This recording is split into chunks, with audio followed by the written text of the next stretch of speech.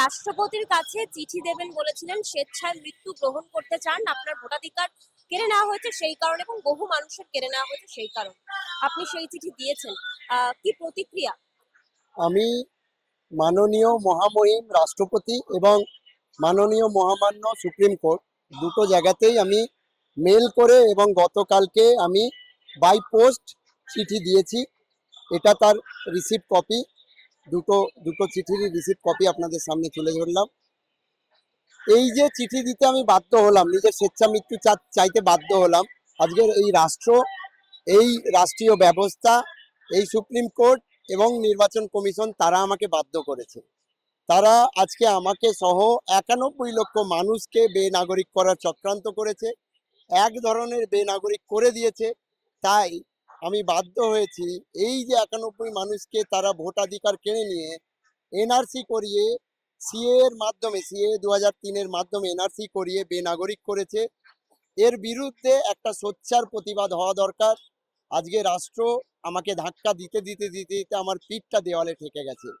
তাই শেষবারের মতো ওই ঘরে চার কোণার চার দেওয়ালের মধ্যে ডুগরে ডুগরে মরার থেকে বাঘের মতো মৃত্যুবরণ করা অনেক ভালো। এটা আমরা আমাদের বিপ্লবী বিভিন্ন পূর্বপুরুষদের থেকে শিখে এসেছি। সেই নেতাজি সুভাষ, সেই তিতুমির, সেই ভগৎ সিং, সেই ক্ষুদিরাম বসুদের আদর্শ আজকে আমাদের রক্তে প্রতিবাহিত হচ্ছে।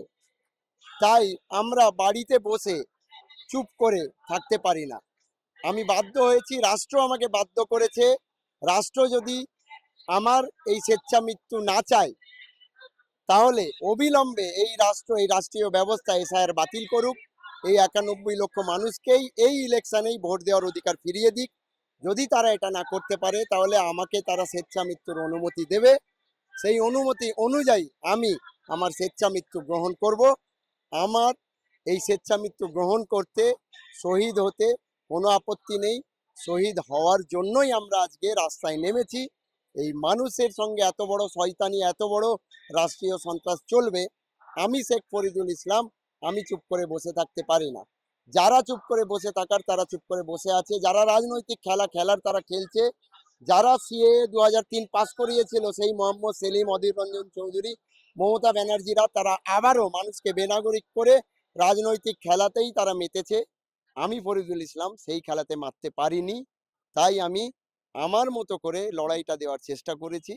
যদি তারা এসআইআর বাতিল করে এই মানুষদের ভোটাধিকার এবং নাগরিকত্ব ফিরিয়ে দিতে না পারে, অবিলম্বে তারা আমার স্বেচ্ছা মৃত্যুর আবেদনকে গ্রহণ করে আমাকে অনুমতি দিক। আমি আমার স্বেচ্ছা মৃত্যু গ্রহণ করব। আপনি কি মনে করছেন যে এই স্বেচ্ছাসেবী পদক্ষেপ তাদেরকে দাঁড়াতে পারবে? কারণ এত মানুষ তাদের মৃত্যু হয়েছে এসআইআর।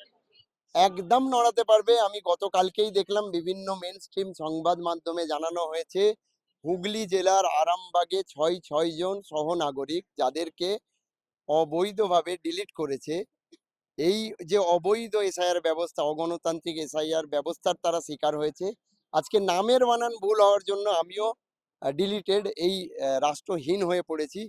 তারাও কিন্তু স্বেচ্ছা মৃত্যুর আবেদন জানিয়েছে এবং আমি মনে করি শয়ে শয়ে হাজারে হাজারে মানুষ যদি এই আবেদনটা করতে থাকে, তাহলে কিন্তু এই রাষ্ট্রীয় ব্যবস্থার হৃৎপিণ্ডে রক্তক্ষরণ শুরু হবে এবং তারা পিছু হটতে বাধ্য হবে। আমাদের জয় আমরা ছিনিয়ে আনতে পারবো, এই এসআইআর বাতিল করতে আমরা সক্ষম হব।